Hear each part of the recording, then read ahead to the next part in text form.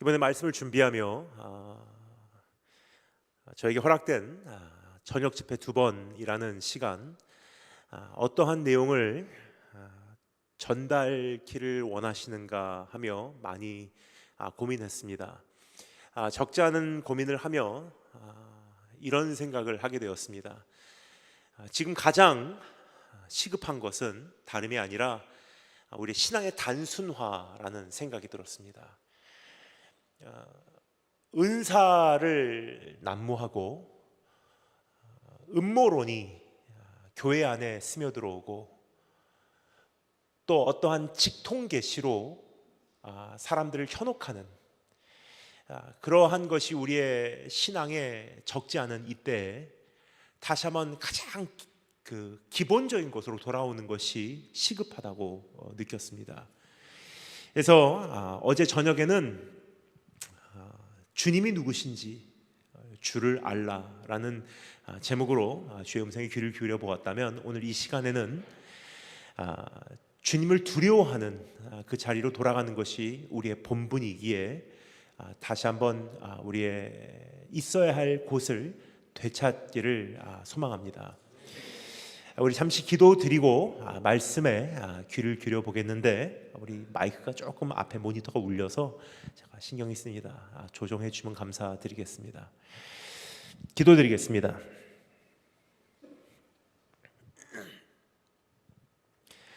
때가 이르르니 사람이 바른 교훈을 받지 아니하며 귀가 가려워서 자기의 사욕을 쫓을 스승을 많이 두고 또 그 귀를 진리에서 돌이켜 허탄한 이야기를 쫓으리라. 그러나 너는 모든 일에 근신하여 고난을 받으며 전도인의 일을 하며 내 직무를 다하라. 주님, 오늘 우리가 우리의 본분으로 돌아가기를 소망합니다.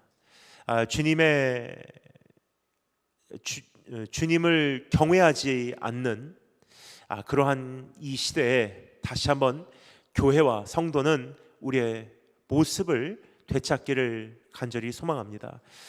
오늘 이 시간 주의 말씀에 귀를 기울여 봅니다. 주 성령께서 우리에게 기름 부으시고 예수 그리스도의 보혈로 우리를 정결케 하시기를 간절히 소망합니다. 예수님 이름으로 기도합니다. 오늘날 하나님을 향한 두려움이 사라져가고 있습니다. 하나님을 향한 두려움이 우리 마음에서 사라져가고 있고, 우리 가정에서 사라져가고 있고, 우리 다음 세대에게서 사라져가고 있습니다. 교회는 성도를 경책하는 능력을 상실하고, 부모는 자식이 하나님을 경외하도록 훈계하지 않고 있으며, 교권은 학생 인권이라는 그럴듯한 이유로 무너져 내린 지 오래됐고, 정부는 한국이나 미국이나 여야 할 것 없이 자기 목소리만 높이기 바쁘며, 전쟁의 긴장감은 세계적으로 감돌고, 경제는 미쳐서 인플레이션과 환율은 급속도로 악화되어가며 빈부격차는 현저히 심해져 가고 있는 때 여러분과 제가 살고 있습니다. 결과적으로 사람들은 이러한 현실 속에서 무례하게 되었고요, 자기 중심으로 모든 것을 판단하고 생각하게 되었고, 지혜는 소멸되고 조급해지고 범죄는 증가하고 모두들 자기가 보기에 좋은 대로 행하기 시작한 것 같습니다. 이런 때를 가리켜서 주님께서는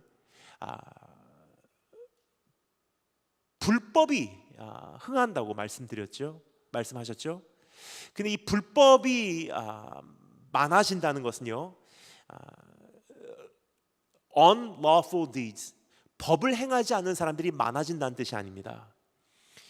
lawlessness, 법이 사라진다는 뜻이에요. 여전히 국가 어떠한 헌법과 법칙은 존재합니다. 그러면 왜 법이 사라진다고 말씀하셨을까? 그 이유는 자기가 법이 되기 때문이에요. 아무리 어떠한 정확한 법칙이 있어도요, 더 이상 그것을 마음으로부터 인정하지 않는다는 것입니다. 대개 자기를 중심으로 옳고 그릇됨을 사람들이 스스로 판단하기 시작한다는 뜻입니다. 그래서 지금 한국에서는 초등학교 3학년짜리가 교감 선생님 뺨을 때리며 욕설을 퍼붓질 않나, 층간 소음으로 위층에 사는 이웃 부부를 마체테라고 하는 정글 들어갈 때 나무까지 베는 칼로 가서 참수를 시켜버리지를 않나, 살인과 강도와 마약과 성폭행의 뉴스는 우리 주변에서 끊임없이 떠나지 않고 있습니다. 여러분, 우리가 어쩌다가 이렇게 된 것일까요? 우리의 상태는 어디까지 악화되어야만 하는 것일까? 우리는 이제 어떻게 하여야 하는 것일까? 어디부터 손을 대야 하는 것일까? 참 가슴이 아픕니다. 그래서 오늘 밤 저는 이와 같은 질문을 가지고 무거운 마음으로 이 자리에 서게 되었습니다. 현재 우리는 급속도로 멸망을 향해서 나아가고 있다고 생각을 합니다. 그리고 그 다른 박질에 가속이 붙기 시작한 것 같습니다. 분명히 코로나 전과 후가 뭔가가 달라져도 달라진 것 같습니다.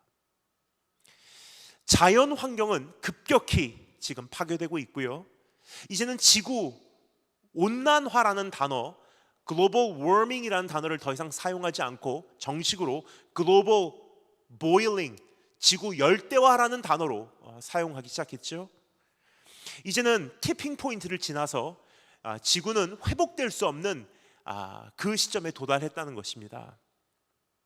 식량 부족과 기근은 우리 코앞에 와 있고요. 어제도 기도 때 말씀드렸지만 러시아 우크라 전쟁은 지금 장기화돼 가고 있고, 이스라엘과 하마스 전쟁은 지금 확전되어 가고 있지 않습니까? 목사로서 지금 어디서부터 손을 대야 될지 모르는 것이 저의 솔직한 고백입니다. 교회를 물 빠져나가듯이 빠져나가는 우리 청년들을 어떻게 잡아야 할지, 수없이 약해져만 가고 있는 교회를 어떻게 살려야 할지, 너무나 악해져가는 이 사회를 어떻게 바꿔야 할지 답이 없는 것이 제 솔직한 고백입니다. 그러나 한 가지는 할 수 있다고 생각합니다. 우리가 돌아가야 될 자리로 돌아가는 것입니다. 우리가 되찾아야 하는 모습을 되찾는 것입니다. 즉 우리 안에 하나님을 향한 두려움을 회복하는 거예요. 교회가 본 모습을 되찾을 때, 성도가 본분과 본 모습을 되찾을 때 드디어 빛과 소금의 사명을 감당할 수 있게 되기 때문입니다. 그렇습니다. 잃어버린 두려움을 되찾아야 합니다. 이것이 가장 시급하고 이것이 가장 중요하다고 생각합니다. 그럼 하나님을 향한 그 잃어버린 두려움을 되찾기 위하여 우리는 어떻게 하여야만 하는가? 오늘 이 말씀에 보면요, 모세가 이스라엘 백성에게 두 가지를 당부하고 있는 것을 볼 수가 있습니다. 첫 번째, 주님의 말씀을 소중히 하라. 두 번째, 전심을 다하여 마음을 지키라. 이 두 가지를 함께 오늘 하나하나 들어보도록 하겠습니다. 첫 번째, 한번 따라해 주시면 되겠습니다. 주님의 말씀을 소중히 하자. 오늘 본문 말씀 1절에서 주님은 자신의 백성에게 그 종 모세를 통하여 권면하십니다. 1절 말씀 제가 읽겠습니다. 이스라엘아, 이제 내가 너희에게 가르치는 규례와 법도를 듣고 준행하라. 그리하면 너희가 살 것이요 너희의 열조의 하나님 여호와께서 너희에게 주시는 땅에 들어가서 그것을 얻게 되리라. 약속의 땅에 들어가는 것이 중요한 것이 아니라 그것을 얻는 게 중요하다는 것입니다. 또 그 땅에 들어가서 살아남는 게 중요하다는 것입니다. 그러기 위해서 가장 먼저 조건으로 세우는 것이 무엇이냐? 주님의 말씀을 준행하라는 거예요. 신명기라는 책은 이스라엘 백성이 약 40년간의 광야 생활을 마치고 약속의 땅으로 입성하기 직전에 쓰여진 내용이라고 이해하시면 되겠습니다. 지나온 광야 생활 40년간 참 많은 것들이 변했습니다. 1세대는 다 죽고 이제 2세대로 교체가 되고요.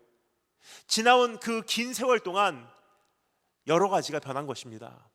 근데 가장 큰 변화는 모세 자신 안에 일어난 변화가 아닌가 생각이 듭니다.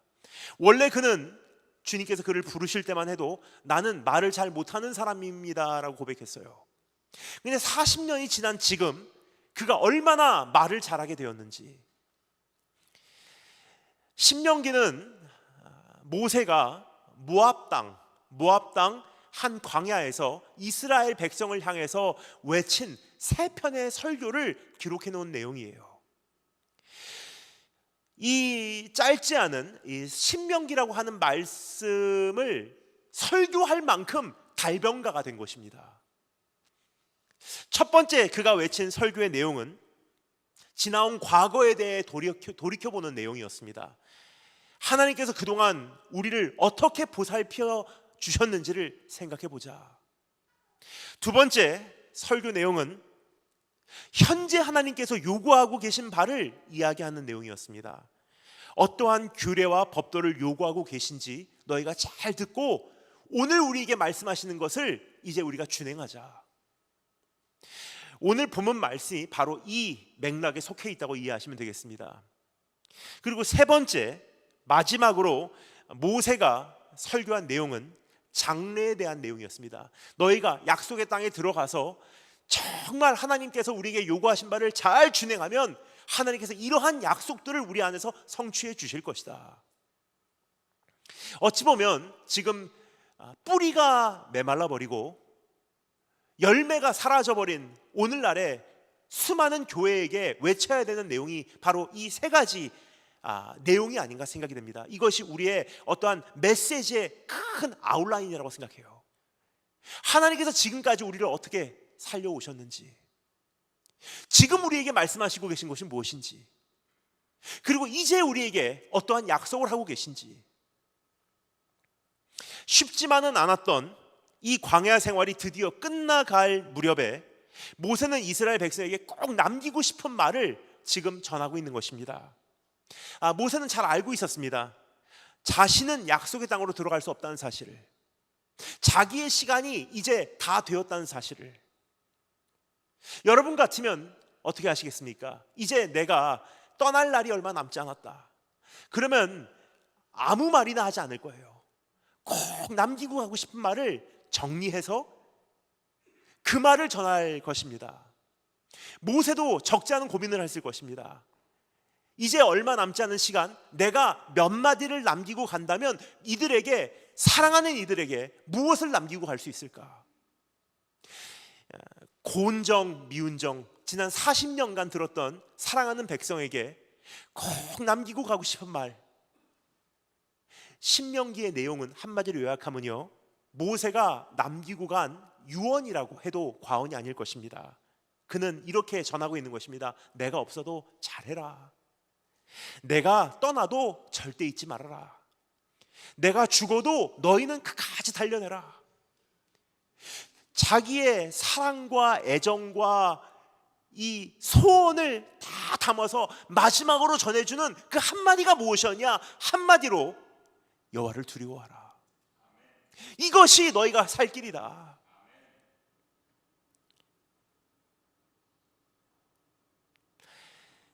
그러면 어떻게 여호와를 두려워할 수 있는가? 가장 첫 번째로 주님의 말씀을 소중히 하라.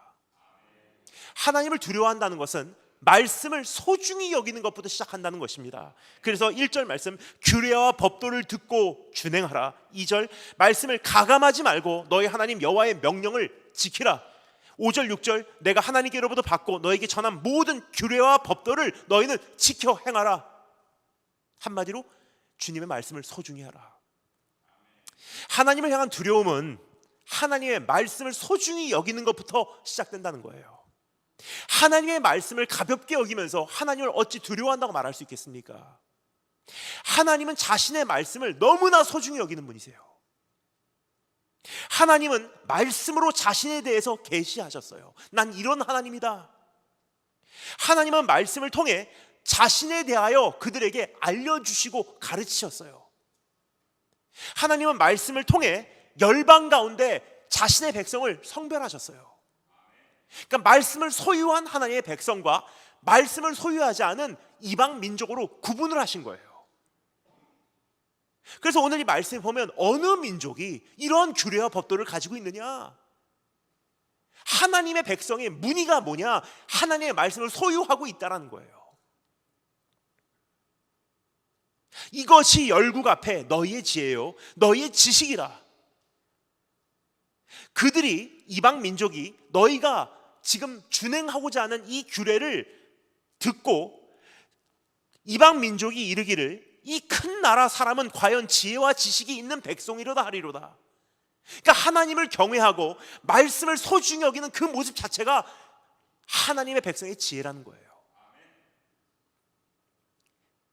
하나님은 말씀으로 이 땅에 오셨어요. 그리고 하나님의 말씀은 역사를 성취하실 것입니다. 하나님은 자신의 말씀을 너무나 소중히 여기시는 분이십니다.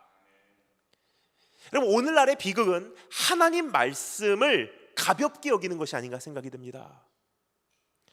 설교는 수많은 설교자 본인이 하고 싶은 말을 성경 말씀을 인용해서 하는 시간에 지나지 않게 되어버렸고, 여러 강단에서는 하나님의 말씀이 높임을 받기보다 오히려 자극적인 간증이나 사역 보고나 구제에 대한 어떠한 자기의 견해나 재미있는 예화나 방방 뛰는 찬양이 오히려 앞서게 되었고요, 셀 수 없이 많은 성도들은 하나님께서 자기에게 이렇게 말씀하셨다고 직통 계시를 아무런 두려움이 없이 이야기하기 시작한 참 이 시대의 비극이 아닌가 생각이 됩니다. 강단에서도 참 많은 분들이 하나님의 이름을 그렇게 쉽게 입에 담는 것 같아요. 주님께서 이렇게 말씀하시더라고요. 주님께서 이렇게 말씀하십니다. 여호와께서 이렇게 가라사대. 하나님 말씀에 없는 건데 자기 생각을 하나님의 이름으로 이야기를 하더라고요. 근데 해 아래 새 것이 없다고 옛날에도 이런 사람들이 참 많았던 것 같습니다. 그래서 예레미야 23장에 보면 주님께서 이들에게 직접 말씀하세요. 나 여호와가 말하노라. 그러므로 보라, 서로 내 말을 도적질하는 선지자들을 내가 치리라. 나 여호와가 말하노라. 보라, 그들이 혀를 놀려 그가 말씀하셨다 하는 선지자들을 내가 치리라. 나 여호와가 말하노라. 보라, 거짓 몽사를 예언하여 이르며 거짓과 헛된 자만으로 내 백성을 미혹하게 하는 자를 내가 치리라. 내가 그들을 보내지 아니하였으며 명하지 아니하였나니 그들이 이 백성에게 아무 유익이 없느니라. 여호와의 말이니라. 지금 이 시대에 수많은 교회, 특별히 한국 교회, 이민교회를 포함해서 가장 심각한 문제가 무엇이냐 물어보신다면요, 지금 제가 금방 생각해낼 수 있는 몇 가지 대표적인 문제가 있지만 그 중에 하나가 직통계시예요. 굉장히 교회를 혼란스럽게 해요. 지난 19년간 목사 안수 받고 선교사 파송 받고 수많은 곳에 다니면서 저한테 이렇게 많이 말씀하시는 분들 계셨습니다. 목사님, 주님께서 말씀하셔서 제가 목사님을 찾아왔습니다. 주님께서 저보고 다니엘 김 목사하고 결혼하라 하시더라고요. 그 한 분 한 분의 직통계시가 다 맞았으면 전 지금 솔로몬보다도 와이프가 많을 거예요.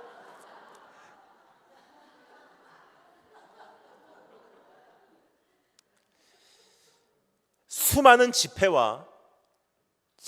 집회는 치유와 방언과 예언을 무질서하게 남발하는 모임으로 나락한 것을 참 많이 보게 됩니다. 또 한 개인의 편협된 신학과 한정된 경험과 왜곡된 이해가 진리 그 자체보다 앞서는 경우가 적지 않은 것 같습니다. 아무리 진리를 이야기해도 어떤 분들은 자기에게 익숙하지 않으면 이단이라 그래요. 내가 원하는 말씀을 골라먹는 시대가 됐다는 거예요. 그래서 사도 바울이 이미 이야기하지 않았습니까? 때가 이르르니 사람이 귀가 가려워서 자기의 욕심, 내가 듣고 싶은 마음, 말씀, 나에게 자극을 주는, 도전을 주는 내 취향의 말씀을 줄 수 있는 스승을 많이 둔대요. 그것이 은사에 대한 말씀이건, 어떤 치유, 신유의 은사에 대한 것이건, 어떤 성령 사역으로 장풍을 쏴서 사람들이 쓰러지는 것이든 내 취향에 맞으면 진린 거예요. 아무리 하나님의 말씀을 전해도요, 무슨 주의로, 신학적 무슨 주의로 치부해버리면 더 이상 대화가 안 되는 거예요. 결국 사람들은 자기가 듣기를 원하는 메시지만 듣고 그것에 호응하고 있는 시대가 된 것 같습니다. 유튜브가 적지 않은 역할을 한 것 같아요. 코로나 전만 해도요, 여기까지 심하지 않았던 것 같아요. 근데 코로나 때 수많은 교회가 문을 닫으며 예배가 드려지지 않게 되니까 사람들이 유튜브로 설교를 찾아 듣기 시작합니다. 근데 문제는 유튜브는 한 가지 프로그램이 가장 중요한 척추 역할을 하고 있습니다. 척추. 그 프로그램이 무엇이냐면 알고리즘이에요. 그럼 유튜브의 알고리즘은 어떻게 작동이 되죠?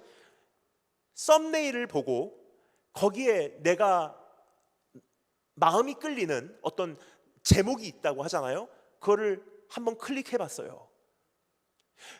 다음에 또 로그인을 하면 알고리즘이 내 취향을 다 파악을 했어요.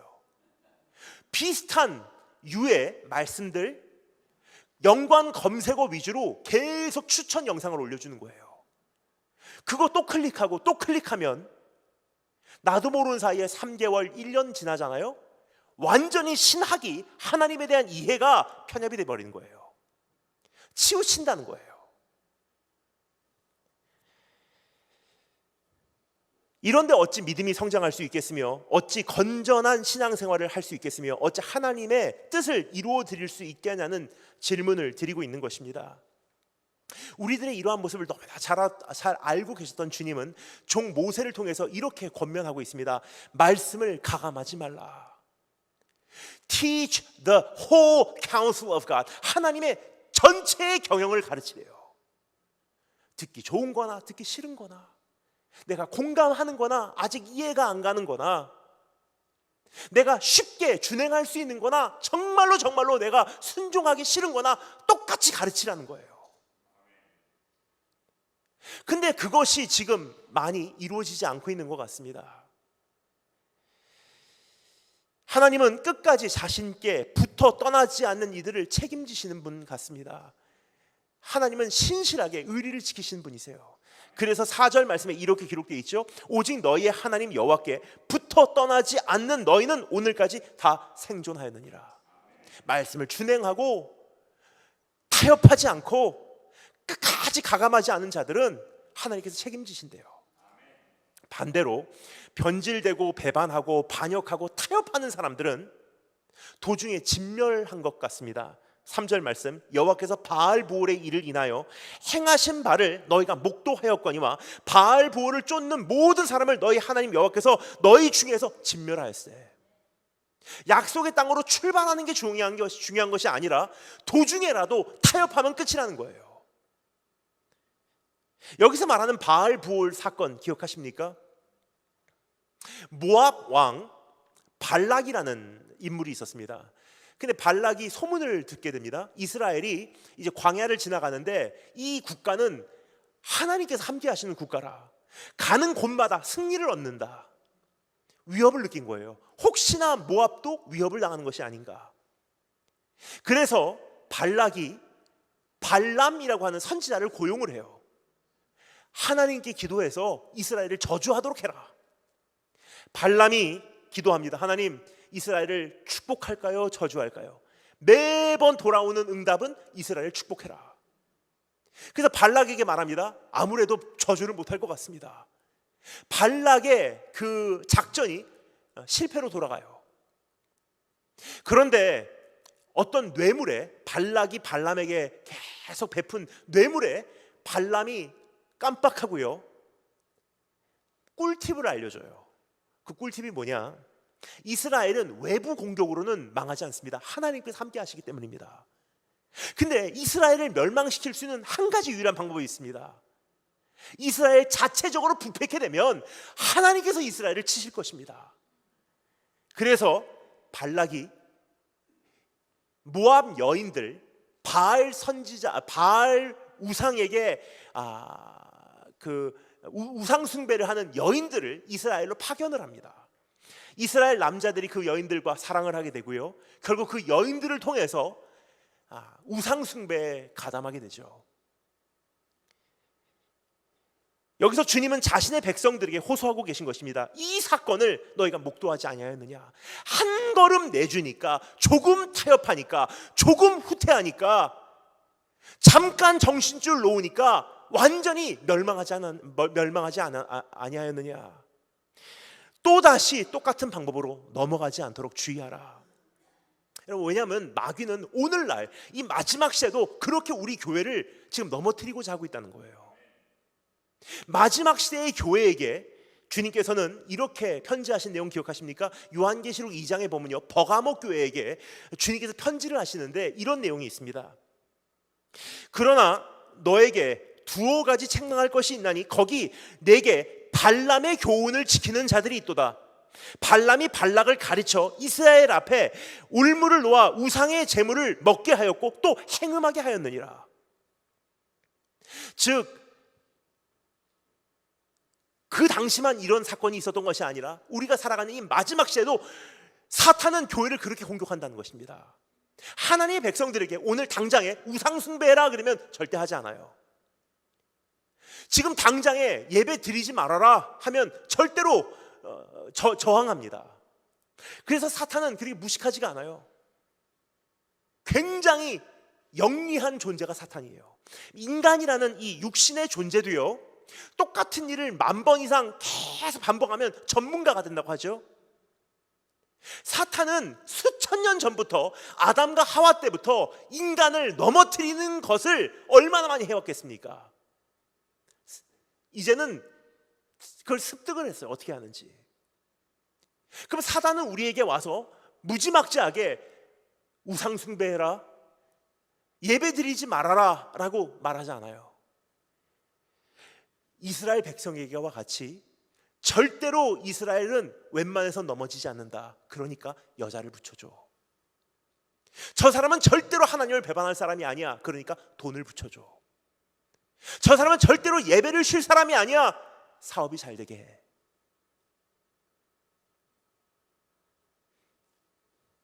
여자에게 집중하거나 자녀에게 집중하면 자기도 모르는 사이에 우상숭배의 자리로 서서히 나가게 될 거야. 사단은 우리를 연구하고 있습니다. 지금 이 순간에도 사단은 한 사람 한 사람을 연구하고 있어요.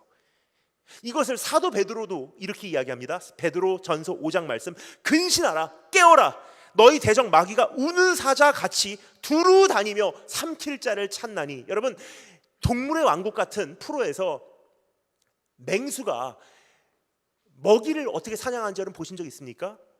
그냥 가서 덮치지 않아요. 그럼 도망갑니다. 한참을, 심지어는 하루 종일을 쫓아다녀요. 가만히 지켜봐요. 언제 긴장감을 푸는지, 언제 한눈을 파는지, 약점이 무엇인지 노리고 있습니다. 그러다가 이때다 싶으면 급소를 물어버리는데, 그때는 아무리 도망가려고 힘을 써도요, 도망치지를 못해요. 삼킬 만한 자를 찾고 있다고 하죠. 먹이 사냥하고 있다는 뜻이에요. 그리고 그 먹이를 발견하는 순간 그냥 사단이 와서요, 조금 전에 말씀드렸듯이 우상 숭배라, 예배를 드리지 말아라고 말하지 않아요.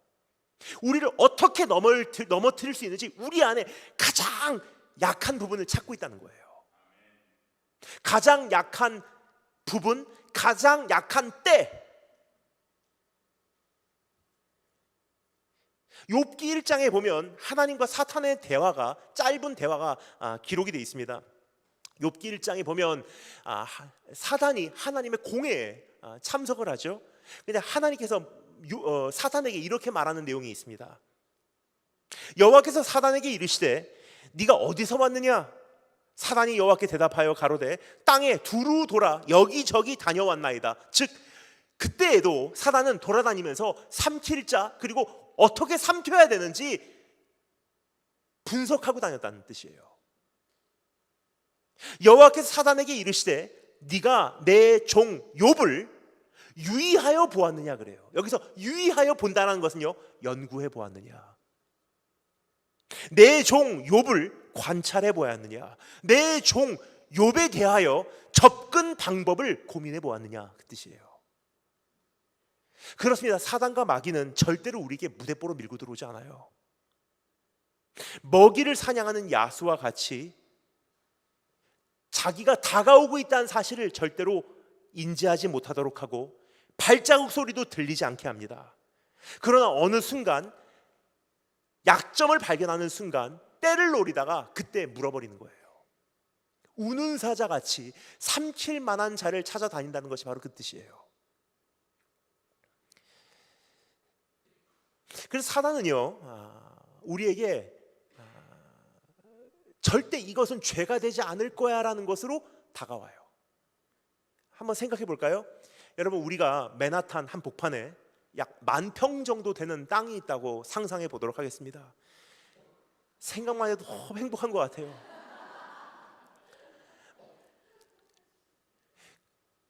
사단의 방법은요, 그 10,000평을 하나님께 드리라 그래요. 하나님께 드려. 하나님 기뻐하실 거야. 절대로 사단은 그 10,000평을 자기를 위해 바치라고 얘기 안 합니다. 왜냐? 하나님의 백성들이 거기까지 밀어나지가 않거든요. 어리석지가 않거든요. 하나님께 바쳐. 나에게 주지 마. 그럼 우리는 혹하고 넘어가요. 하나님의 음성이구나. 근데 거기에 fine prince, 정말 사단의 계교가 숨겨져 있어요. 10,000평 되는 그 땅을 하나님께 바쳐. 그런데 그 10,000평의 가장 중심에 있는 100평밖에 되지 않는 땅, 그거 네가 써. 그럼 사람들 생각에는 9,900평 드렸으니까 100평 가장 중심에 있는 땅은 내가 사용하면 될 거야 라고 생각하잖아요. 근데 여러분, 미국도 그렇고 한국도 그렇지만 부동산 법이 이렇게 돼 있어요. 9,900평이 다른 사람 땅이라고 해도요, 가장 중심에 있는 100평밖에 안 되는 땅이 내 땅이잖아요. 그러면 접근성을 보장해 줘야 되는 부동산 법이 돼 있어요. 그러면 결국은 9,900평의 땅에 다 도로를 뚫어서 내 가운데 있는 100평 땅에 접근할 수 있도록 보장해 줘야 된다는 거예요. 내가 하나님께 드렸지만 중요한 것은 내가 드리지 않은 그 1% 때문에 모든 것이 감염이 돼버린다는 뜻이에요. 오늘 여러분 속고 계시진 않으신지요? 조금 타협하고 계시진 않으신지, 조금 공간을 주고 있지는 않은지, 이러한 영적 현실을 너무나 잘 알고 있는 모세는 이스라엘 백성에게 마지막으로 당부하고 있는 것입니다. 떠날 날을 앞두고 사랑하는 이스라엘 백성에게 정말 하나님을 두려워해라. 그러기 위해서는 말씀을 소중히 여겨라. 그러면서 이야기합니다. 주님의 말씀을 듣고 준행하라. 가감하지 말고 지키라. 지켜 행하라. 한순간도 원수에게 내어주지 말라. 타협하지 말라. 빈틈이 없게 하라. 말씀으로 무장하라. 여호와를 두려워하라. 여러분, 지금 말씀 앞에 그러한 자세를 취하고 계신지요? 어제 불렀던 찬양 참 전 좋아해요. 말씀 앞에서 하늘과 땅 진동할 때 정말 그 말씀 앞에 두려워 떠는 모습이 우리 안에 있는지. 저는 지금까지도 가끔 제가 어떤 집회에 가서 말씀을 들을 때, 전 지금까지도 말씀 들을 때 저도 모르는 사이에 의자에서 등이 떨어지더라고요. 경직되거든요. 하나님 말씀 앞에서 두렵고 떨리는 게 주님 말씀이에요. 지금까지도 누워서 하나님 말씀 읽어본 적이 없어요. 정말 소중한 말씀, 달고 오묘한 이 말씀, 귀하고 너무나 귀하다. 여러분, 하나님 말씀 소중하게 여기고 계신지요? 우리가 정말 교회가 회복되고요, 부흥을 꿈꾸고요, 자녀들을 가르치고요, 새날을 우리가 구상하기를 원하신다면 어디부터 출발해야 되냐? 가장 기본적인 기본기부터 시작해야 된다는 거예요. 오늘 다시 한번 그 기본기가 주님 앞에서 회복되는 축복이 있으기를 주님으로 축원드립니다. 이제 모세의 두 번째 당부의 귀를 열어보도록 하겠습니다. 전심을 다하여 마음을 지키라. 신앙을 지켜낸다고 하는 것은 결코 쉬운 일이 아닙니다. 너무나 힘들어요, 사실. 그래서 저도 선교사로 계속 지금 달려가고 있는데 지나온 세월을 돌아보면 게을렀던 적도 있고, 처음 사랑이 바닥을 쳤던 적도 있고, 완전히 식어버렸던 적도 있고, 심지어는 중국 안에서 내가 구원 받았나 생각했던 적도 있어요. 사실 저를 아껴주셨던 목사님께서 저에게 이제 안수를 주시면서 저에게 조언을 해주셨던 내용이에요. 선교지로 나가면 사단이 교묘한 방법으로 나를 공격해 올 거래요. 첫 번째는 가장 가까운 사람들, 가족을 통해서 사단이 찾아온다고 합니다. 실제로 저희 가족을 통해서 공격이 왔어요. 제가 정말 좋아하는 저희 가족 한 분을 통해서 저에게 이렇게 음성이 들려옵니다. 이제는 대학원까지 졸업하면 부모를 돌볼 생각을 해야지 혼자서 배낭 메고 빈털터리로 중국 들어간다는 것이 하나님께서 기뻐하실까? 두 번째 공격, 내 사역의 회의감을 가지고 공격을 한대요. 내가 하는 것이 하나님 나라에 무슨 의미가 있을까? 계란으로 바위 치는 현실인데 내가 하는 것이 하나님 나라에 무슨 변화를 가지고 올 수 있을까? 내가 하는 게 맞나? 내가 정말 부르심을 받는 게 맞나? 세 번째 공격, 내 구원관에 대해서 공격한대요. 내가 정말 구원 받았나? 하나님 나를 떠나신 거 아닌가? 지나온 세월을 돌아보면 실제로 그러한 공격을 수시로 받는 것 같아요.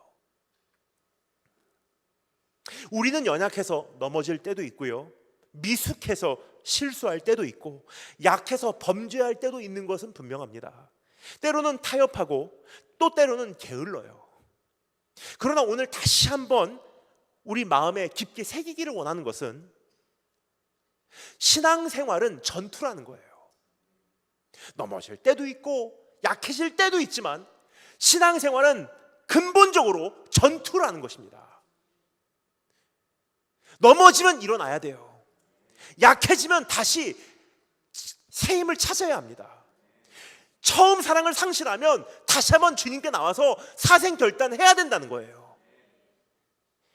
신앙생활에 대해서 가진 개념이 왜곡돼 버리면 희망이 없다는 거예요. 주일날 교회 오고 예배 드리고 그 다음에 성도의 교제로 같이 밥 먹으러 가고 커피 마시고 파나라 브레드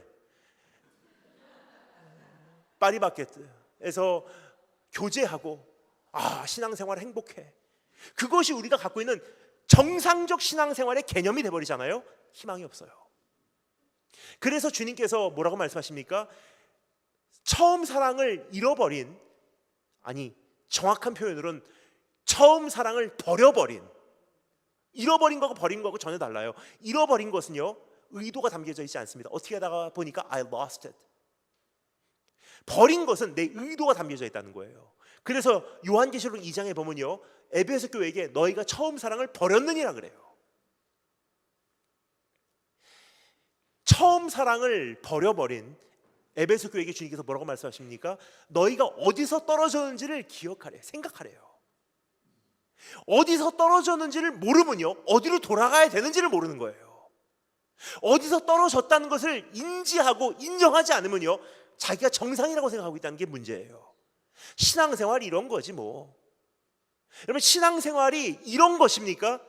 찬양을 불러도 눈물이 나지 않고, 말씀을 들어도 가슴 터질 것 같은 경험이 없고, 내 인생 전체를 들여도 아깝지 않고 주님께라면 아깝지 않습니다.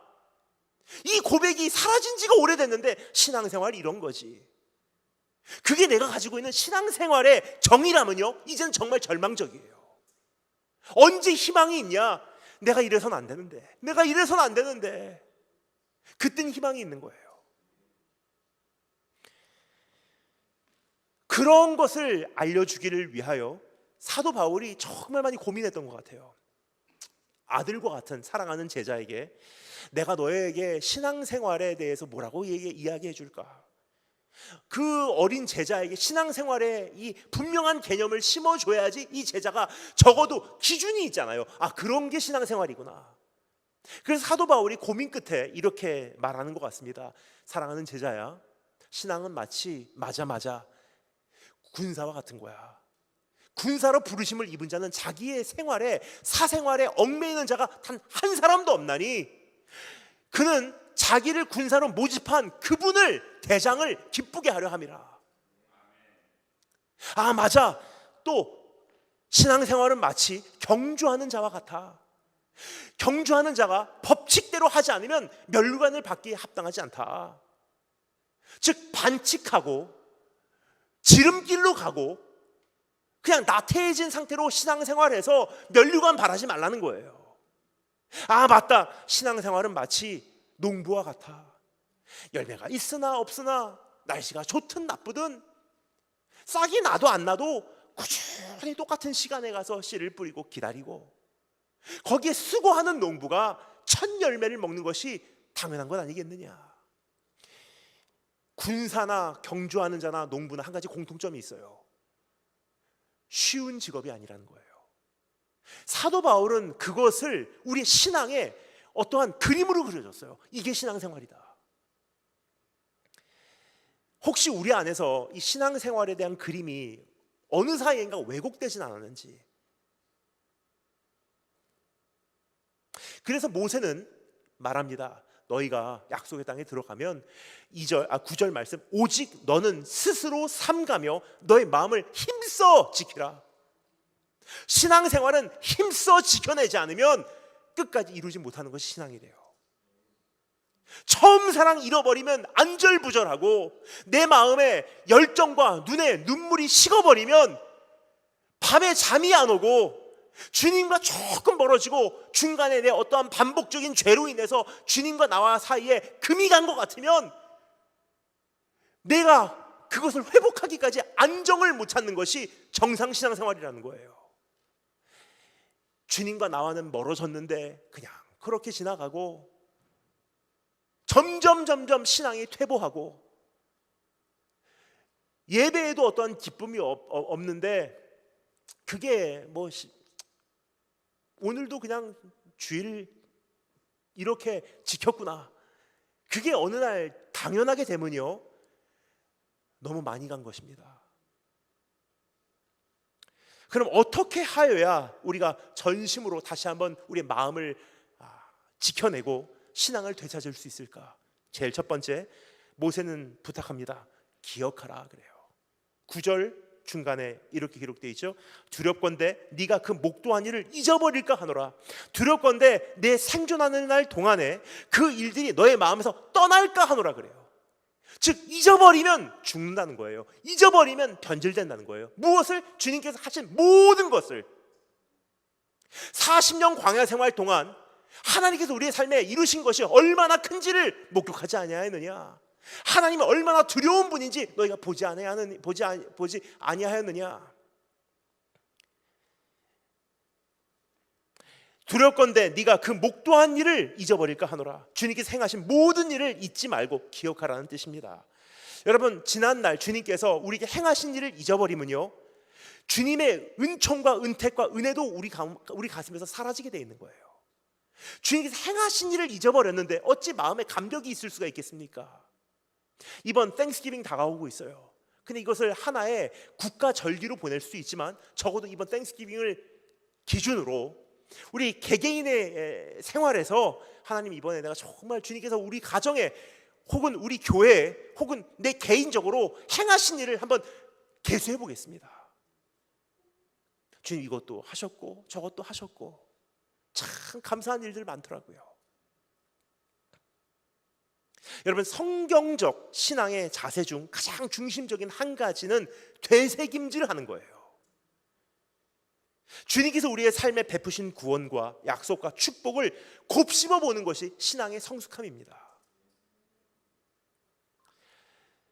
그래서 주님께서 사랑하는 백성에게 절기를 주셨고요, 우리에게는 성찬을 주셨어요. 너희가 이것을 먹고 마실 때마다 나를 기념하라 그러셨지 않습니까?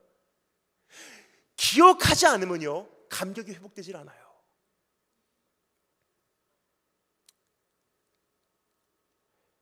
전심 다하여 마음을 지켜내시기를 원하신다면 지나온 세월 주님께서 어떻게 보살펴 오셨는지를 한번 더듬어 보고 인정하고 가슴에 반복하여 새겨내실 수 있는 기회가 있으시기를 주님으로 축원드립니다. 두 번째, 모세가 우리에게 당부하고 있는 내용입니다. 알게 하라. 첫 번째는 기억하라. 두 번째 따라서 한번 하겠습니다. 알게 하라.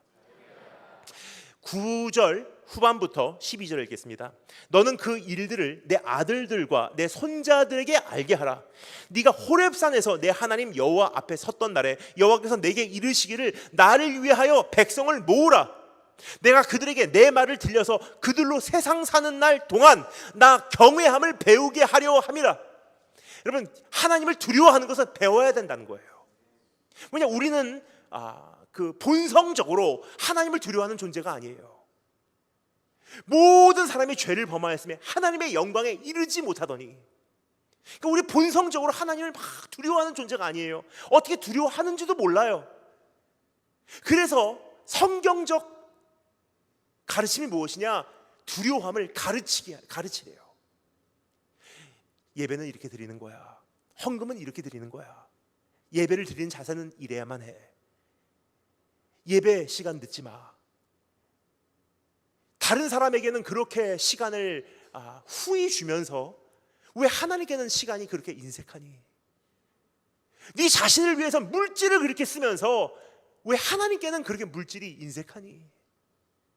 하나님 말씀은 이렇게 읽는 거야. 하나님 앞에 나올 때 우리의 몸가짐과 우리의 옷차림은 이래야 해. 이게 한 가지 한 가지 사실 가르쳐야 되는 거예요. 근데 지나온 수십 년 동안 대한민국 교회를 비롯해서요, 심지어는 미국 교회의 전철을 받고 있기 때문에 미국 교회도 마찬가지예요. 가르침이 없었어요. 지금 존중한다는 이유로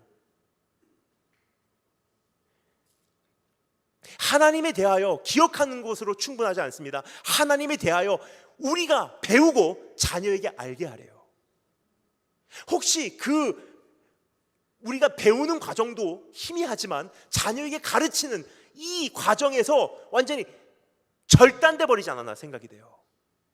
자녀에게 정말 가르치고 계십니까? 이게 예배드리는 자세야. 그런데 우리는 다음 세대에 서 걱정을 한대요. 그럼 걱정하면 누가 해야 되냐?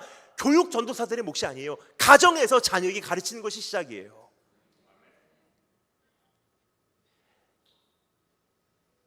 하나님에 대하여 자녀에게 알게 하라고 합니다. 특별히 이스라엘의 경우 이 요구는 특별히 중요했을 것입니다. 왜냐하면 이제 약속의 땅에 딱 들어가기 전에 세대 교체가 일어났거든요. 광야 생활 40년 동안 적어도 2세대가 광야에서 여정을 하고 있었습니다. 애굽에서 내려온 1세대와 광야에서 태어난 2세대예요. 근데 애굽에서 나온 1세대는요, 하나님께서 애굽에 내리신 어제 살펴본 말씀 10가지 재앙을 눈으로 목도한 시대고요, 하나님께서 광야로 넘어오기 전에 홍해를 가르시는 것, 반석에서 물이 터져나오게 하시는 것 다 목격했어요. 근데 광야에서 태어난 2세대는 그런 것을 본 적이 없는 거예요. 근데 1세대가 다 죽었어요. 근데 2세대에게 주님께서 알리시기를 원하셨던 것입니다. 너희가 경험한 하나님으로 끝나지 말고 자녀에게 우리 하나님이 우리를 어떻게 먹여 오셨는지, 어떻게 살려 오셨는지, 어떻게 인도하셨는지 알게 하라. 지나온 우리 신앙생활 여러분 정말 다 잊으셨습니까? 저는 기억합니다. 저는 부흥의 막바지 때 태어나서요, 부흥이 끝난 시대를 이제는 맞이한 사람이에요. 그러니까 저의 세대가 부흥의 막바지 세대였던 것 같습니다. 그 당시만 해도 저는 서울 강동구 명일동에 살고 있었어요. 아시는 분들은 다 잘 아십니다. 서울을 동서로 가로지르는 가장 긴 버스 노선의 종점 500번 종점이었어요. 근데 그 당시만 해도 명일동이 참 살기 힘드신 분들이 많았던 것 같아요. 다 서울로 올라오셔서 그 명일시장이라고 하는 곳에 주변에 이제 자리를 마련하셔서 생활을 시작하셨는데, 제 친구들은 참 힘들게 사는 친구들이 많았던 것 같습니다. 학교 끝나면 친구 집에 가잖아요. 그러면 어머니가 안 계세요. 그러면 친구가 말합니다.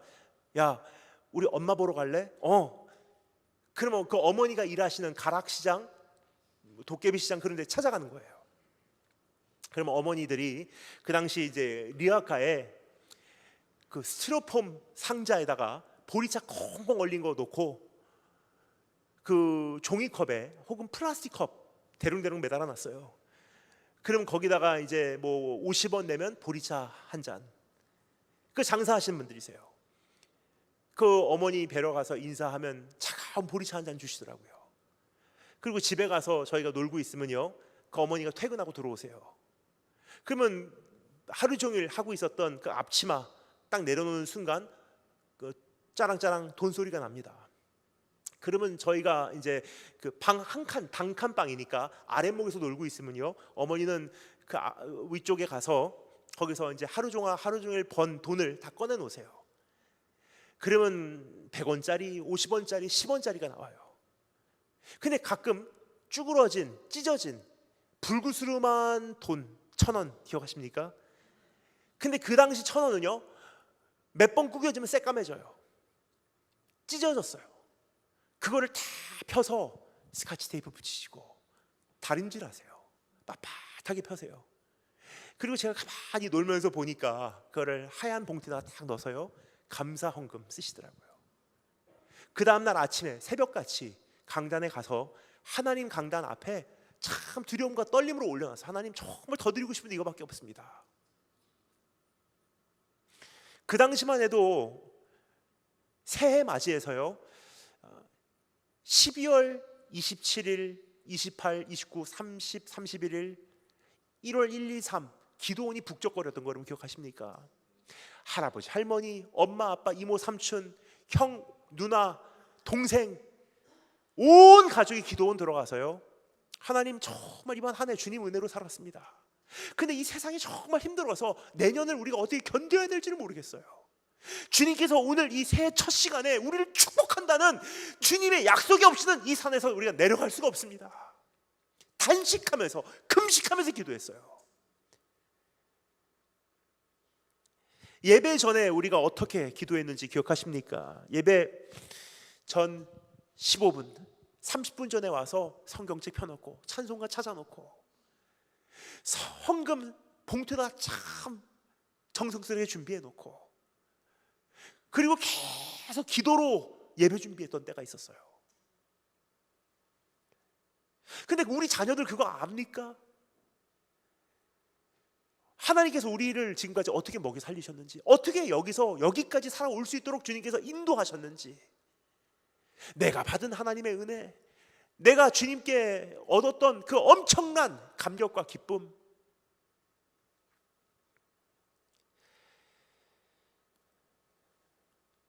주님은 그것을 그 자녀에게 알리라고 하십니다. 그 두려움을 가르치래요. 내가 배우고 배운 대로 가르치는 거예요. 이게 하나님의 순리예요. 근데 지금은 첫째는 내가 배우지 않은 경우가 참 많고요, 그 배우지를 않았기 때문에 또 뭐를 가르쳐야 될지를 모르는 거예요. 근데 늦지 않았어요. 지금이라도 내가 다시 처음부터 배우면 돼요. 하나님, 내가 정말 주님 두려워하는 모습을 나에게 가르치소서. 특별히 여기서 가르친다는 단어가 어떠한 지금 우리가 일반적으로 생각하는 이렇게 해 저렇게 해 형태를 가르치라는 정도의 차원이 아닙니다. 여기서 사용되는 가르친다라는 단어의 이 단어의 의미는요 특이한 단어예요. 혀를 자극시켜서 어떠한 특정 맛에 길들여지게 하라라는 표현이에요. 이게 신앙생활이야 하고 정말 하나님 두려워하는 예배, 정말 하나님 두려워하는 예배, 정말 하나님 두려워하는 예배 1년, 3년, 10년 그런 예배를 드리다 보니까 어느 날 참 희한해요. 그것이 아닌 예배를 드리잖아요. 이질감이 느껴져요. 이거 아닌데? 어떠한 맛에 계속 길들여지지 않아요? 그것이 아닌 맛을 딱 맛보는 순간 이거 맛이 이상한데? 저는 신대원 다니면서 대학원 6년간 그 커피숍에서 아르바이트를 했습니다. 커피숍 매니저로 6년을 일했어요. 커피 전문점 정말 장사 잘 되는 집이었어요. 그리고 지금 인천 송도에서 저희 어머니께서 카페를 운영하시는데 그 카페 셋업도 제가 했어요. 그리고 지금 선교센터를 통해서 선교사님들께 커피를 가르쳐 드리고 있습니다. 제가 가르치는 건 아니에요. 선생님을 모셔서 커피를 가르쳐 드리고 있지만 그 가르쳐 드린 커피를 통해서 세계 여러 곳에 지금 카페를 열어가는 지금 일을 하고 있습니다. 이렇게 말씀드리면 다니엘 김 선교사님은 커피를 정말 잘 아시겠구나 생각을 하잖아요. 근데 하나님께서 저에게는 그 선교사의 은사를 주셨어요. 맛있는 건 알아봐도 맛없는 건 몰라요. 제가 커피 잘 아시는 분들 보면요, 기가 막혀요. 조금 슬러핑이라고 하죠. 그 커피 테이스팅을 하시고 이거는 니카라과, 이건 과테말라, 코스타리카, 멕시칸, 케냐 AA, 이건 수마트라네요. 진짜 잘 알아요. 제가 먹어보면 저는 몰라요. 저는요, 스타벅스 커피나 던킨 도너츠 커피나 똑같이 느껴져요. 심지어는 저희 어머니는 저를 심각하게 걱정을 하세요. 선교지 나가서 대접해 주는 거, 그 안에 열대 지방은 그 쉰 게 참 많거든요. 음식이 이미 상하기 시작한 거. 근데 저는 그걸 몰라요. 선교사의 은사를 주셨어요. 상한 거 주셔도 모르는 게 바로 접니다. 근데 커피 테이스팅 하신 분들은 기가 막혀요. 딱 마시면 분별을 하시더라고요. 이거는 우리 커피 맛이 아닌데요. 여기서 말하는 가르치라라는 단어가 바로 그 뜻이에요. 똑같은 맛을 계속 먹어서 혀가 거기 길들여지게 되는 거예요. 그것이 아닌 것을 먹었을 때 이거 아닌데? 진리를 듣고 엄격한 가르침을 받고 하나님 말씀에 두려워 떨고 예배다운 예배를 드리고 하나님의 임재가 임하는 찬양을 드리고 그런 교회 생활에 익숙해지니까 그것이 아닌 것을 딱 만나게 되면요, 이거는 뭔가 이건 아닌 것 같아. 오늘날의 문제는 바로 여기 있지 않나 생각이 돼요. 이것저것 고루 아닌 것도 다 잡식을 해버리니까 이상한 사람이 나와서 이상한 말을 해도 아멘으로 받는 거예요.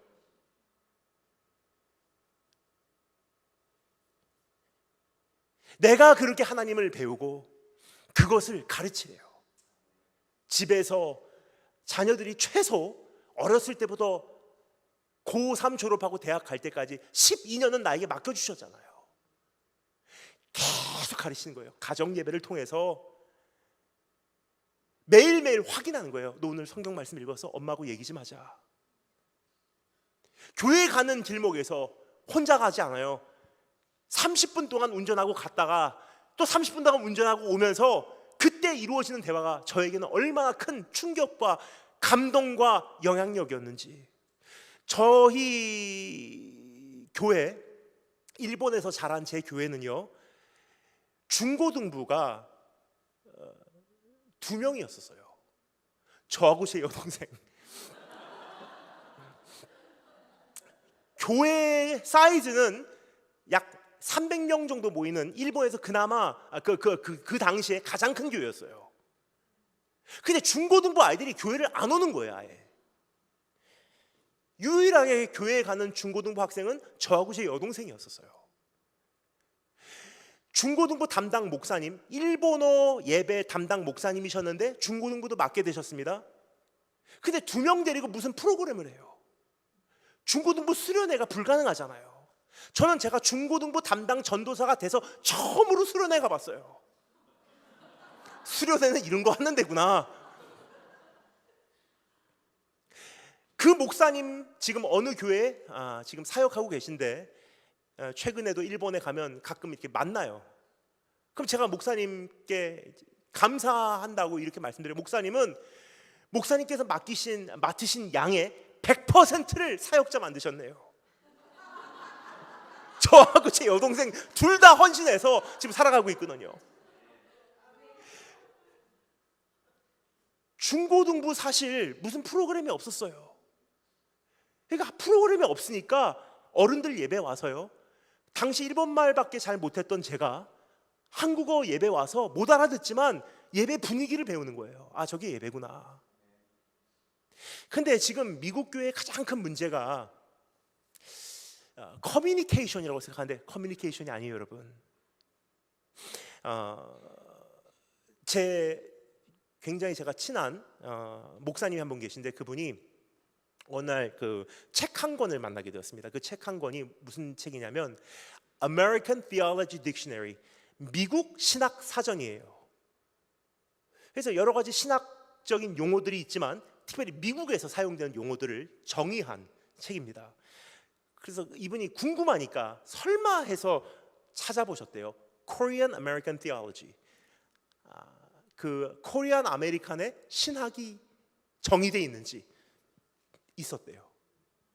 그럼 그게 뭔가 정의된 내용을 읽어봤습니다. 이렇게 정의가 되어 있다고 합니다. 1세대 엄마 아빠 한옥권에서 하는 신앙생활을 반대로 하는 거.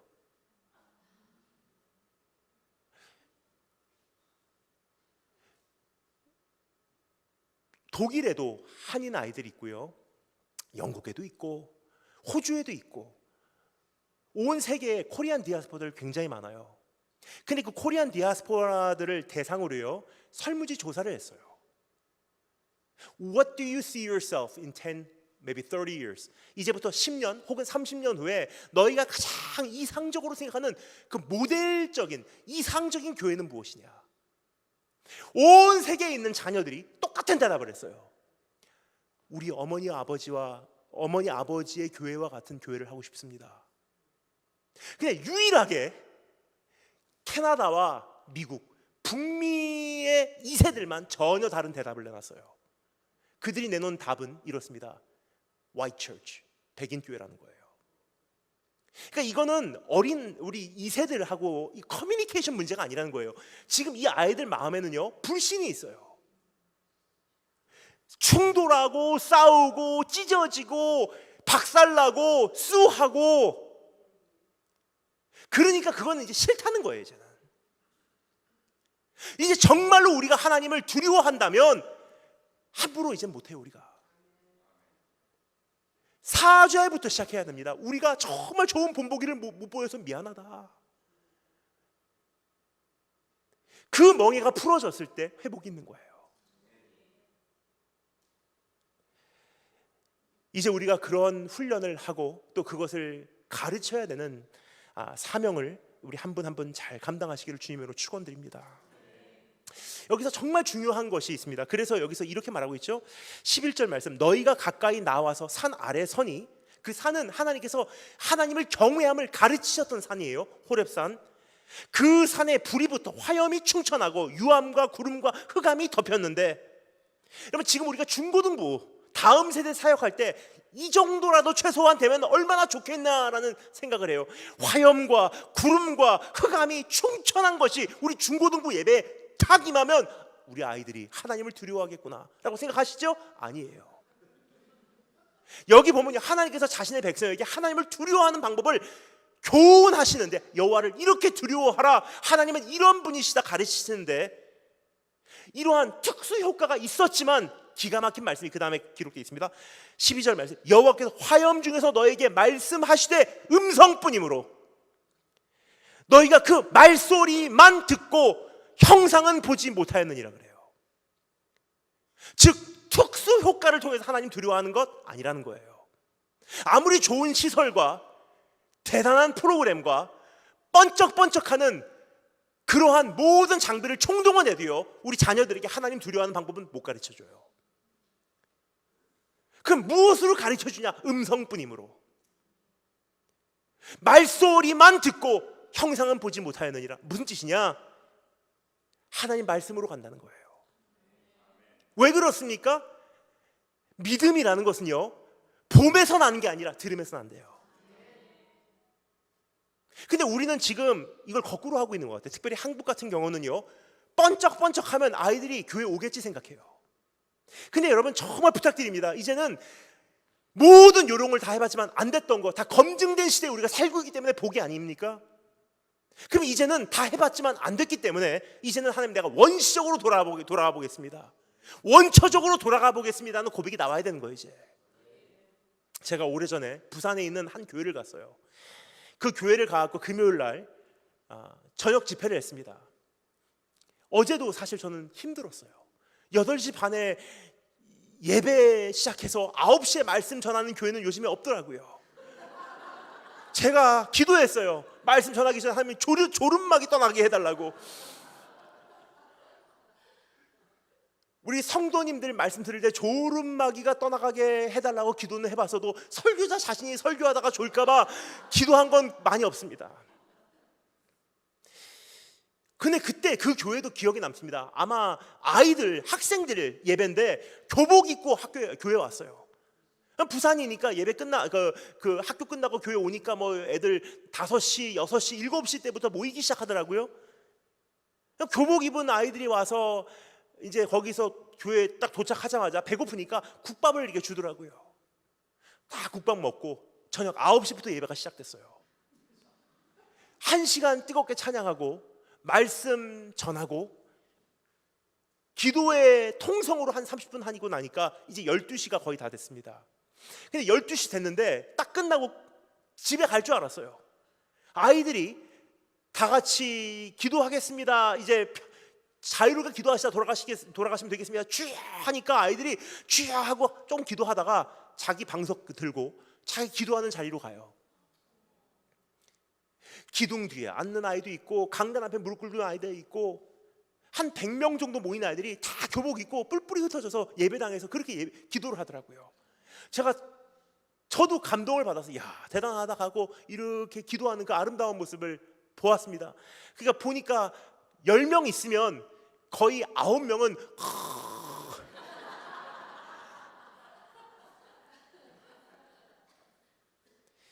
근데 그 목사님께서 저에게 참 지금까지도 제 마음에 잊혀지지 않는 말씀을 해주셨어요. 목사님께 말씀하십니다. 목사님, 저는 이 아이들이 교회 와서 너무 피곤하니까 하루 종일 학교에 있다가 아침 새벽부터 일주일 내내 그렇게 공부하다가 금요일 날 학교 끝나고 집에 가는 게 아니고 교회 와서 이게 기도하면 얼마나 피곤하겠습니까? 그래서 와서 잔다는 거 알고도 전 이걸 하고 있습니다. 왜 그렇게 되냐? 목사님께서 간증을 해주시더라고요. 본인이 처음에 사역지로 나갔을 때 담임 목사님께서 부르시더래요. 누구누구 목사, 부교육자 때 누구누구 부목사, 우리 교회는 부흥을 해야 돼.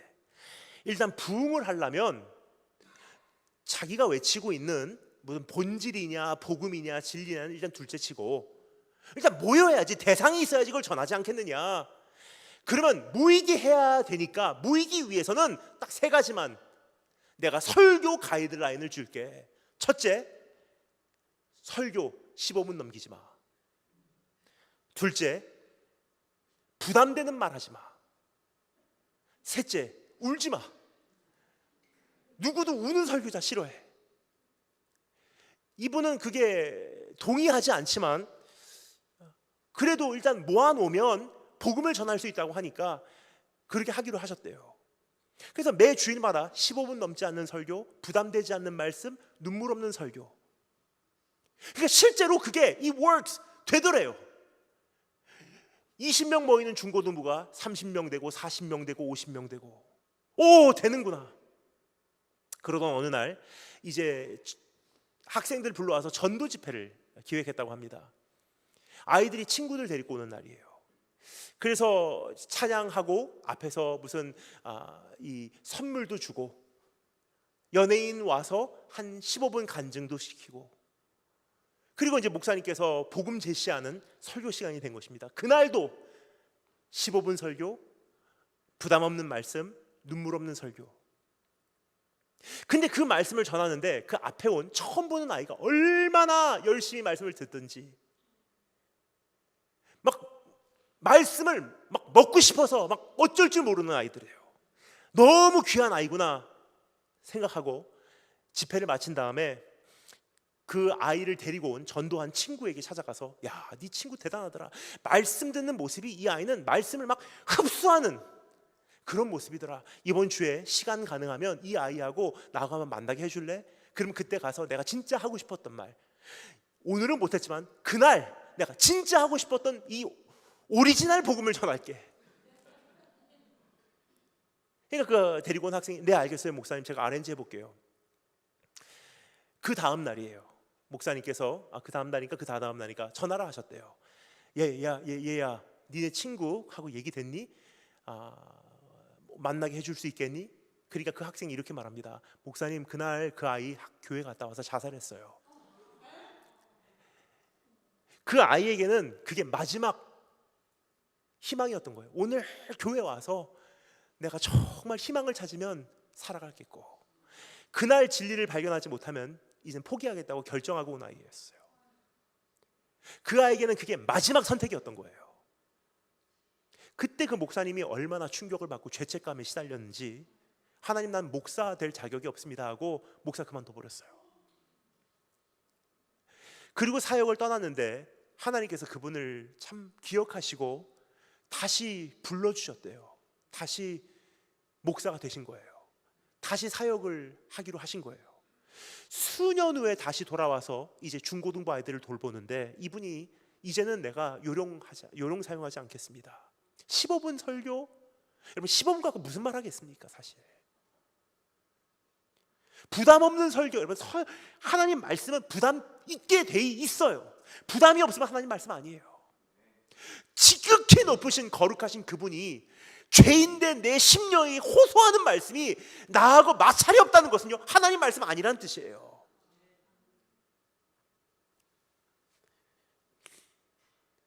눈물 없는 설교자는 정말, 여러분 가끔 눈물 흘리는 건 사실 괜찮아요. 매일 부담스러운 건 사실이에요.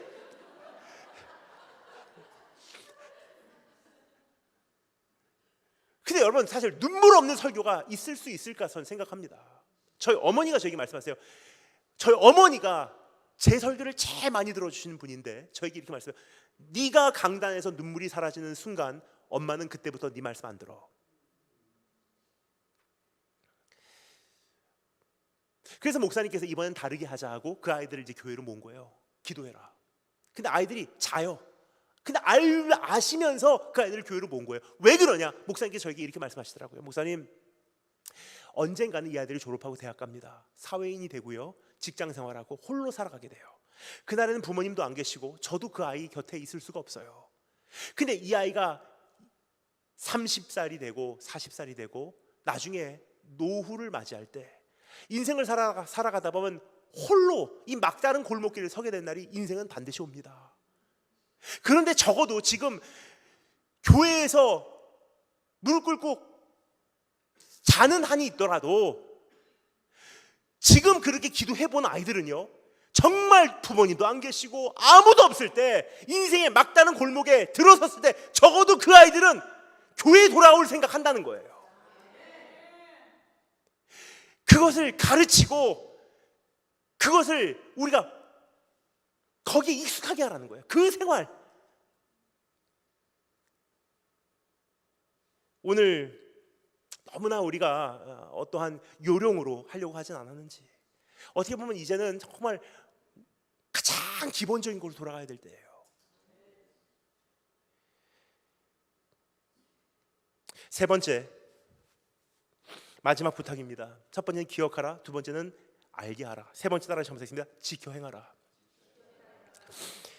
13절 14절 읽겠습니다. 여호와께서 그 언약을 너에게 반포하시고 너에게 지키라 명하셨으니 곧 십계명이며 두 돌판에 친히 쓰신 것이라. 그때 여호와께서 내게 명하사 너에게 규례와 법도를 교훈하게 하셨나니 이는 너희로 건너가서 얻을 땅에서 행하게 하려 하심이니라. 말씀을 듣고 이제는 지켜 행해야 하는 것입니다. 말씀이라는 것은 지켜 행할수록 행하게 돼요. 근데 불순종할수록 행하기가 정말 어려워지더라고요. 그러니까 신앙생활을 처음 시작할 때는 예수님 믿는 순간부터 그냥 활짝 하나님께로 나가는 길이 열릴 줄 알았어요. 물론 어떤 죄로 인해서 얽매였던 결박은 풀렸어요. 예수 그리스도의 십자가 공로로 모든 하나님께 나가는 통로는 열려 있습니다. 하지만 교제의 면에서 내가 얼만큼 주님의 그 임재를 매일매일 경험하는가는 이렇게 표현하는 것이 정확하지 않을까 생각이 됩니다. Series of doors, 문 앞에 서게 되는 것입니다. 오늘도 주님과의 교제 속으로 한 걸음 더 가깝게 갈 것인가 못 갈 것인가. 이 문을 열어야 돼요. 근데 이 문은 어떻게 열리냐? 말씀에 순종할 것인가 불순종할 것인가. 갈등하다가 순종하기로 결정합니다. 하나님, 내가 순종하겠습니다 하는 순간 문이 삐걱꺽꺽꺽 열려요. 그러면 한 걸음 내딛습니다. 주님의 깊은 교제 속으로 한 걸음 나가는 거예요. 그러면 또 문이 있어요. 오늘은 순종할 것인가 불순종할 것인가. 순종하겠습니다. 삐걱꺽꺽꺽 열려요. 한 걸음 나가는 순간 또 문이 있어요. 한 걸음 한 걸음 순종으로 가깝게 나아가는 것이 주님과의 교제예요. 그렇게 순종을 하는 자는 점점 주님과의 교제가 깊어지는데, 불순종에 익숙한 사람은 계속 불순종을 낳더라고요. 그럼 여기까지 말씀드리면 어떤 분들은 이렇게 생각하실 것입니다. 목사님, 근데 우리가 하고 싶어도 안 되는데 어떻게 해요? 그게 정답이에요. 오늘 이 말씀을 주님께서 주시면서 율법을 너희가 잘 지켜라 로 결론이 나온다면요, 잘 못 지키니까 문제고 지켜도 문제인 거예요. 지키면 뭐가 문제냐? 자기 의의가 생기거든요. 난 이렇게 했습니다.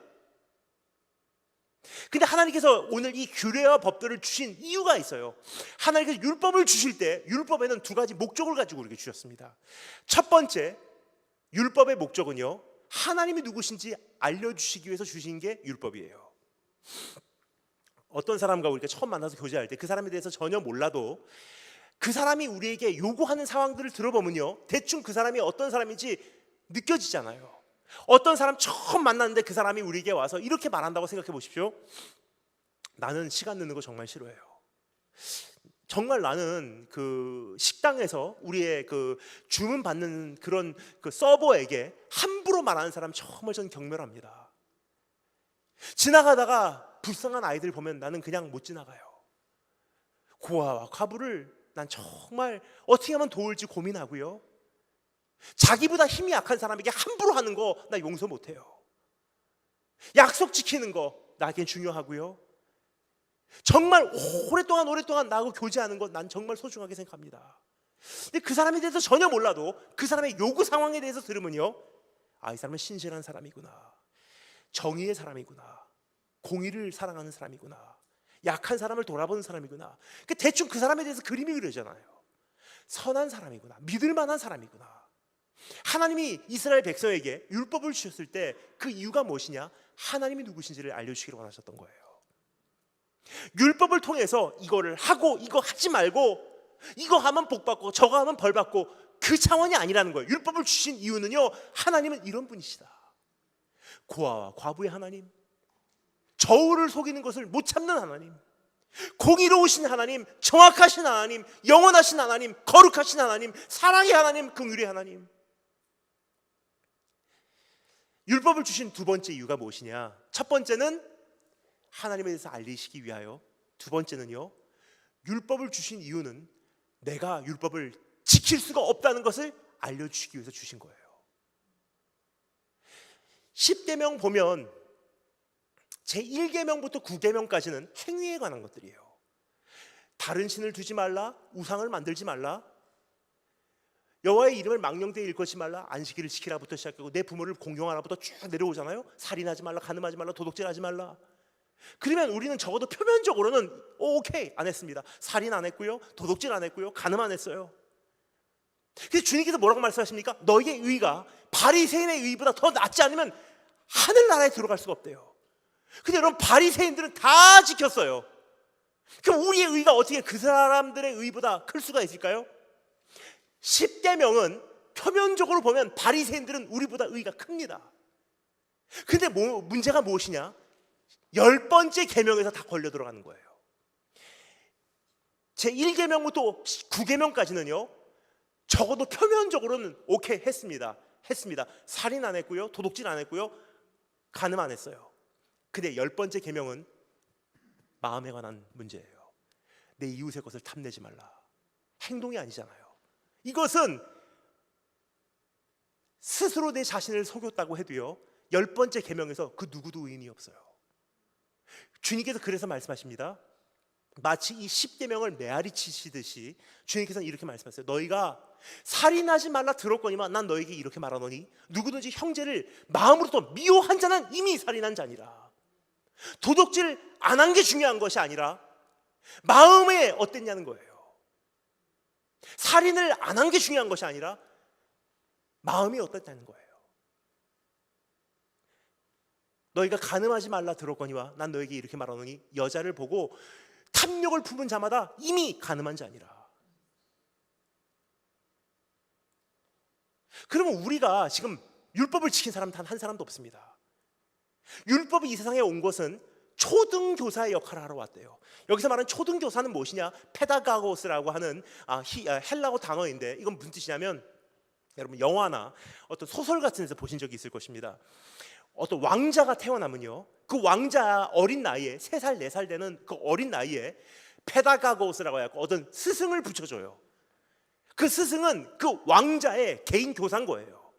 데리고 다니면서 왕자에게 여러 가지를 가르쳐 줍니다. 왕자님, 우리나라의 역사는 이렇습니다.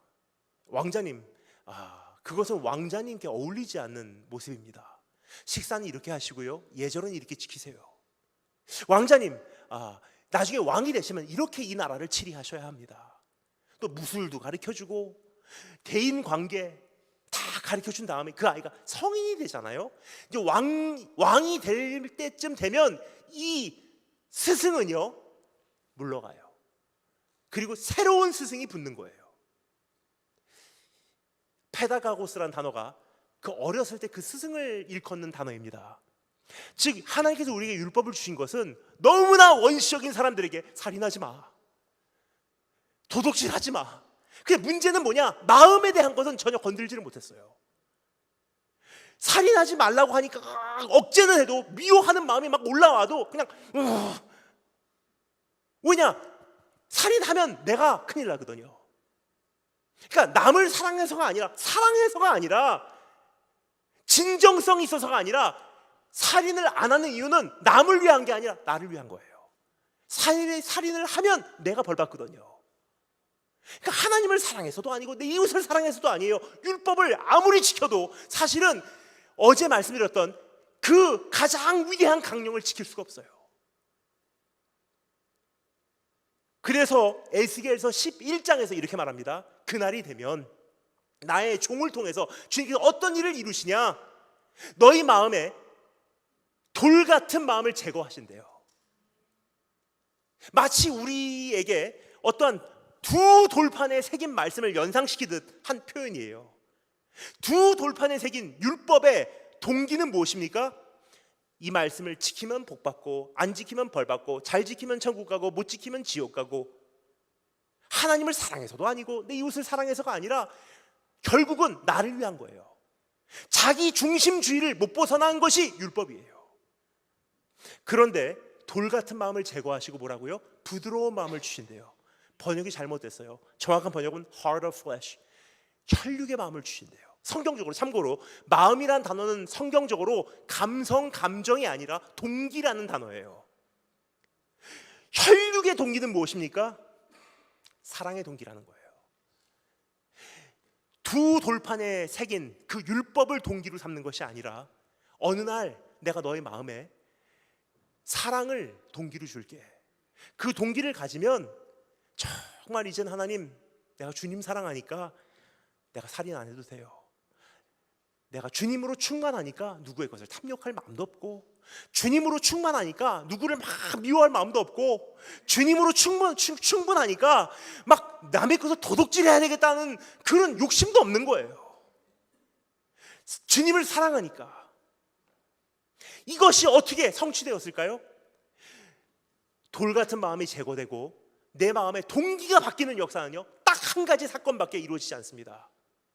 하나님의 은혜를 깨달은 거예요. 어떻게 해요? 많이 용서받은 자가 많이 사랑한다고 그러잖아요.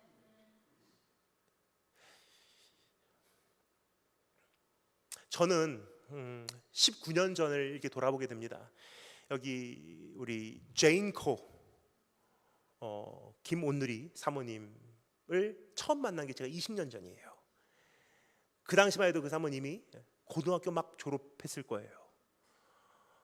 근데 처음 만났을 때 제가 이제 영어 캠프 같은 걸 했었는데 거기 참여를 했던 학생이었었어요.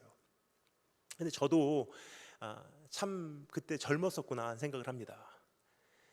근데 그때 저는 29살 때 목사 안수를 받고 선교주로 파송을 받았던 사람이에요. 정말 그때는 내가 주님을 위해서 죽겠다고 작정하고 들어갔어요. 그래서 매일 꾸는 꿈이, 매일 머릿속에서 그리는 그림이 내가 주님을 위해서 어떻게 핍박받아가 죽을 수 있을까를 그리는 거예요. 제가 처음 중국 파송될 때 어떻게 수갑 푸는지, 밤마다 잘 때 공안들 들이닥치면 새벽에라도 뛰어나올 수 있도록 짐을 다 싸놨어요. 여권 같은 거 가볍게 도망갈 수 있는 가방을 하나 정도는 비상용으로 싸놨어요. 그리고 아파트 같은 거를 구할 때도 공안들 들이닥치면 뛰어내릴 수 있는 정도의 높이를 찾았습니다. 그러니까 제가 처음 중국 들어갈 때만 해도요, 주를 위해서 죽겠다고 들어간 거예요. 근데 지금 돌아보면 참 미숙했다 하는 부분도 참 많았지 않나 생각이 됩니다. 열정은 있었는데 저는 교단이 미국 남침내교입니다. 근데 혼자서 중국 들어가고 나니까 선배도 없고 후배도 없고 위에서 끌어당겨주는 사람도 없고 뒤에서 밀어주는 사람도 없고 동료도 없는 거예요. 그러니까 저는 솔직히 지금 돌아보면요, 몸으로 배웠어요. 몸으로. 지금 돌아보면 다시 그때로 돌아간다면 그렇게는 안 했을 거야 라는 후회가 되는 것들도 참 많아요. 어리석었고요, 미숙했고요, 부족했고요, 연약했던 부분들도 참 많습니다. 근데 지난 19년을 돌아보면서 정말 많이 배웠어요.